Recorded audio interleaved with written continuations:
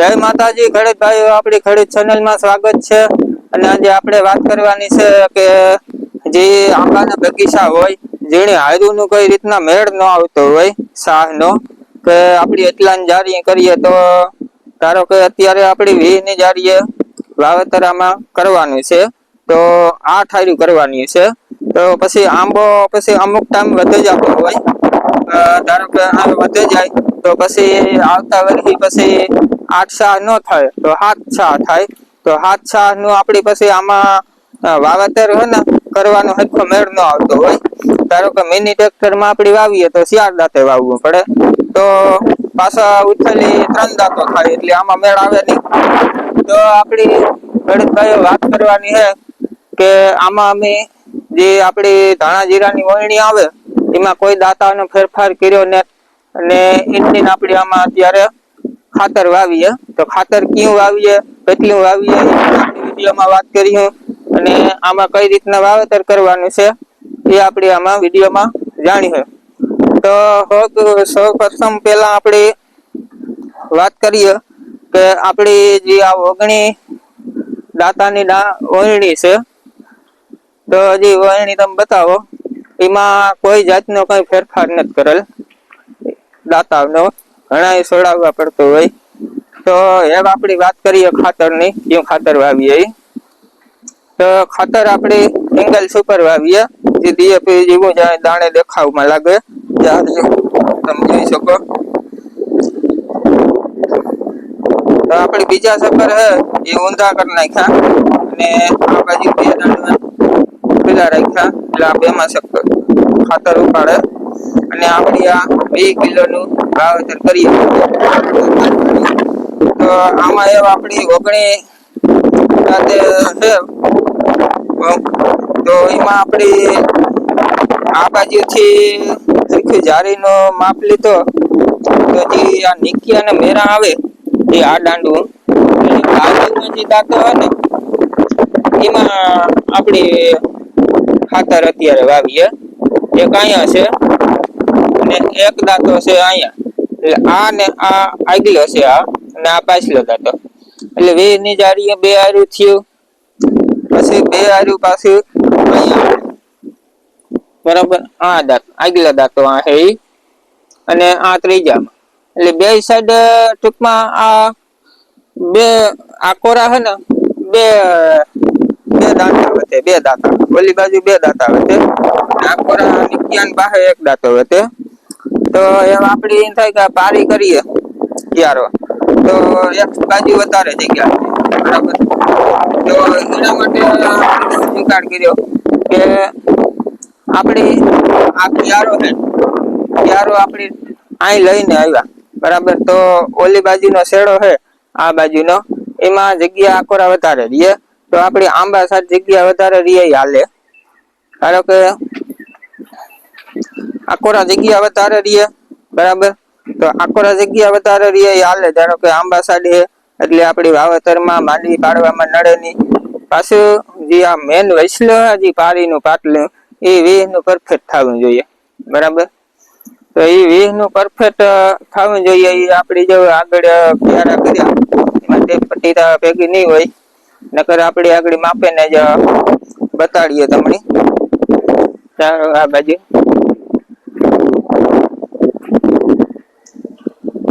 જે આપડે અંદરનો દાંતો હોય ને એ બીજો આવે,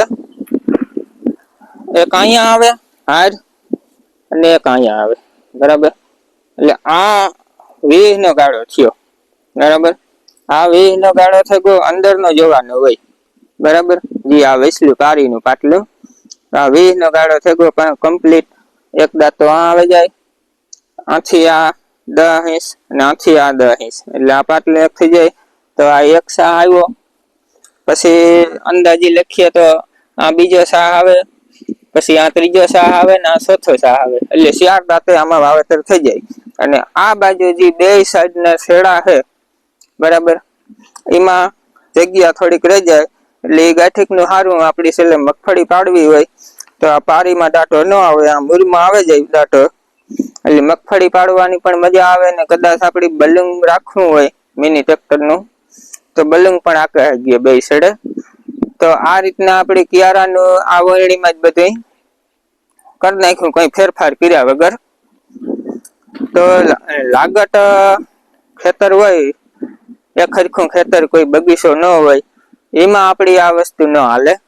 તો આપણી આમાં ફેરફાર કરવો પડે દાતાનો, જે એક સાઈડ બે દાતા વધે ને એક સાઈડ એક વધે. એટલી અગર બગીચો હોય તો એમાં આપણી હાલે આ રીતના કે સાઈડમાં જગ્યા રહી જાય તો હાલે, બરાબર. એટલે આમાં કાયદેસર અત્યારે ખાતર વવાતું જાય, વાહે રાપ હાલતી જાય, એટલે ક્યારો રેવલ થતો જાય એકદમ હરખો હપીત.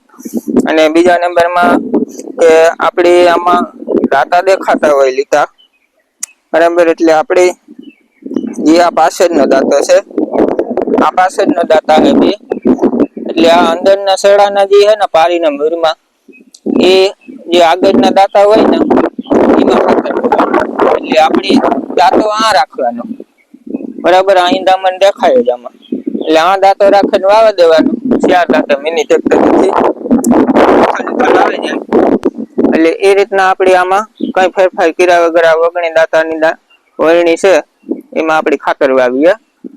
તો બીજા નંબરમાં આપણે જો સા કરવા હોય આમાં, તો સા કરવામાં આમાં ઘણી બધી તકલીફ થતી હતી. એનું કારણ છે કે અમુક આંબા મોટા હોય, અમુક આંબા ઝીણકા હોય, તો આપડી ક્યાંક ગોળાઈ લાગી જતી હોય.